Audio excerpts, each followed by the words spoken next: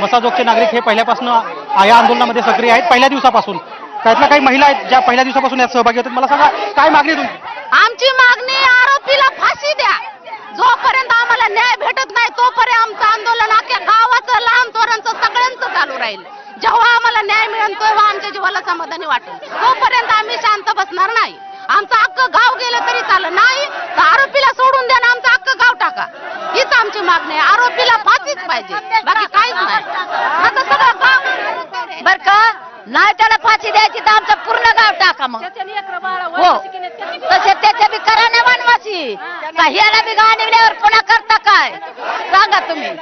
पुन्हा करायचं का? ते तर एक घाणीवला पुन्हा हे बी घालवायचा का सांगा? नाही, काय मागणी तुमची? आरोपीला फाशीच झाली पाहिजे.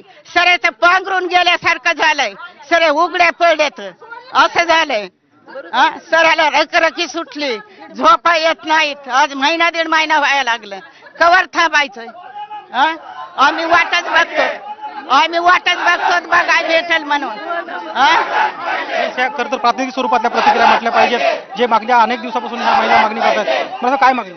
तुम्ही नुसतं गावाची तळतळ हळहळ बघतात. तुम्ही कशामुळे बघतात ती हळहळ तळतळ? नका ना असं करू. अहो यंदा न्याय द्या ना, काहीतरी न्याय द्या ना, एवढीच मागणी. अहो आज आमचा संतोष गेला ती गेला, आज धनंजय बी नाही, मग धनंजयला शोधून द्या, एवढंच आमचं म्हणणं. हो, बाकी काय? 6 आरोपी आहेत ना, मग 6 आरोपी त्यांना का करत नाहीत? खंडणीच्या प्रकरणामध्ये सगळे 7 जण होते ना, मग हे मेन सूत्रधार का सोडला तुम्ही? कशामुळे सोडला हे पोलिसांनी? त्याला 302 मध्ये अटक करा आणि मोका लावा. उठणार नाही तोपर्यंत आम्ही उठणार नाही तोपर्यंत. एक तर का ते आमचा एक तर पहिला भाऊ गेलेलाच आहे, दुसरा पण गेलाय, त्याला पण शोध लावा त्याचा पण. नाहीतर हे का नाही सरकारला लय जड जाणार आहे. आमचं गाव तोपर्यंत कसलंच उठणार नाही. महिला तर उठणार नाहीत आणि पुरुष पण उठणार नाहीत. तर आपण बघतोय की या महिला आहेत ज्या सांगतायत की जर कारवाई नाही झाली 302 ची वाल्मिक कराड यांच्या विरोधामध्ये तर आम्ही इथून उठणार नाही. आणि वरती पुरुष आपल्याला पाहायला मिळतात, वेगवेगळ्या याच्यावरती टाकलेले आहेत, याच टाकी 2 टाक्यावरती थांबलेले आहेत. आणि खाली महिला आहेत ज्या महिला सातत्याने या गोष्टीची मागणी करतायत. मला सांगा, काय मागणी? 302चा कलम लावा त्यांना, मोका दिलाच पाहिजे वाल्मिक कराडला. का सगळं गाव गेल्यानंतर देणार आहे तुम्ही? एक भाऊ गेला, दुसरा पण घालवायचा का? आम्हाला न्याय दिलाच पाहिजे. सगळे अटक जेवढे आहे तेवढे, नाही तर आम्हाला सरकारच्या दारात जाऊन बसावं लागत. एवढंच आमचं मागणी.